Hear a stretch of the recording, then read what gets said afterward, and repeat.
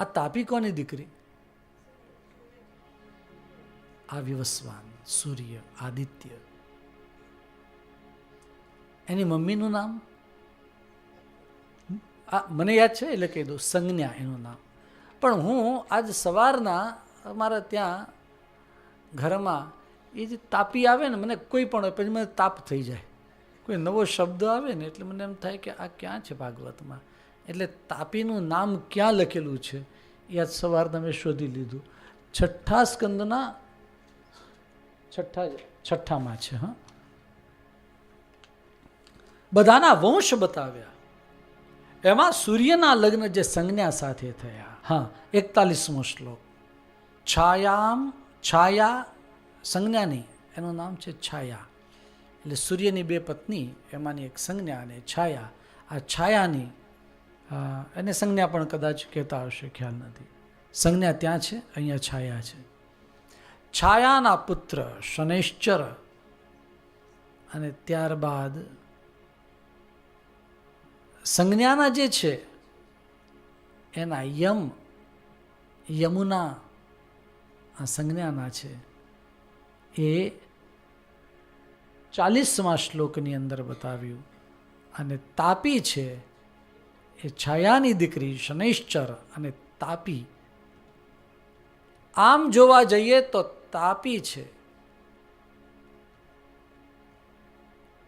એ યમુનાજીની બહેન થાય. એનું પણ એટલું જ મહત્વ છે. અષાઢ સુદ સાતમના દિવસે તાપીનો પ્રાગટ, એ દિવસે તાપીની પૂજા થાય.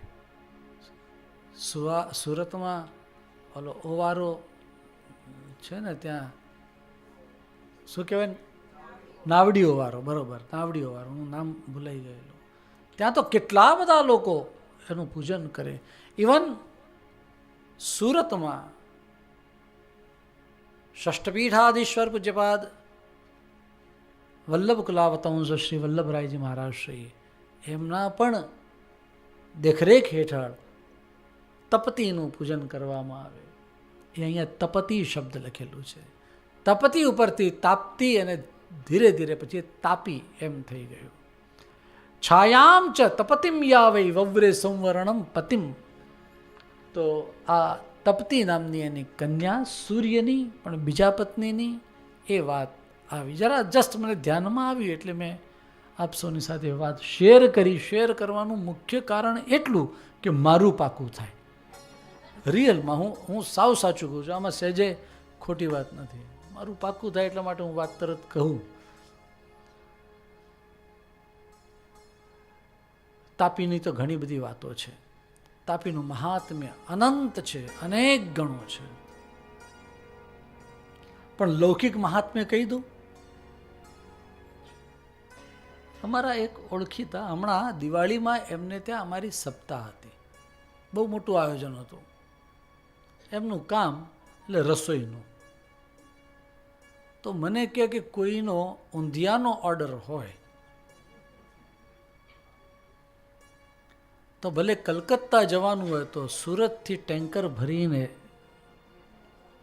શાનું, તાપીનું જલ. નહીં તો કે એ ટેસ્ટ આવે જ નહીં. કેટલી એને તાપીમાં નિષ્ઠા. ખરેખર આ તાપી મહારાણી ભગવતી आज सूरत के लोगों ने उसे बदसूरत बना दी है, वो बात अलग है. એમ સિટીની વાત નહીં, તાપીની વાત કરું છું. સુરત તો સુરત છે, ખૂબ સુરત છે, એની ના નહીં.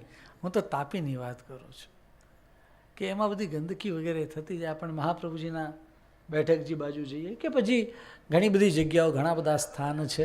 સુરતમાં પણ અનેકવાર કથાનો અવસર મળ્યો છે. એટલે બધે